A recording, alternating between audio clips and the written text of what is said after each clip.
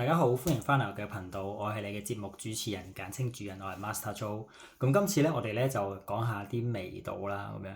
咁咧如果講緊呢個味道咧，我就會介紹呢一個我最中意食嘅雪糕味道，就係薄荷碎朱古力啦。係啊，咁咧就呢個味道咧，就唔係個個人都頂得順嘅，咁就連我呢個台灣朋友都覺得佢好似黑人牙膏。唔知大家又會唔會頂得順啲牙膏味呢？咁我有個好朋友 William 咧，咁佢就特登買咗呢一個薄荷朱古力嘅番梘俾我咁就試啦。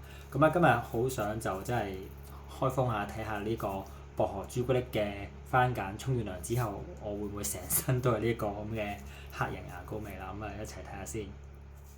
咁而家我就開啦，咁其實佢都好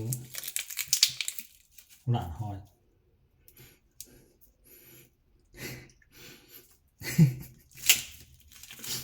係冇味嘅，嚿嘅。其實好想食喎。如果佢真係一嚿朱古力，我諗係已經食咗。呢種番梘味咯，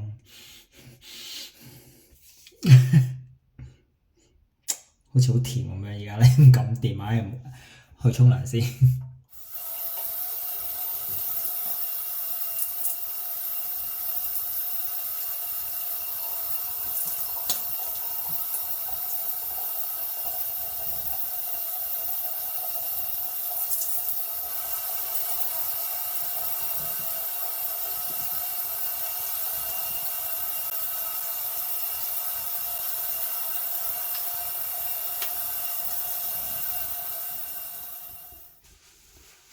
咁就話咁快咁又沖完個涼啦。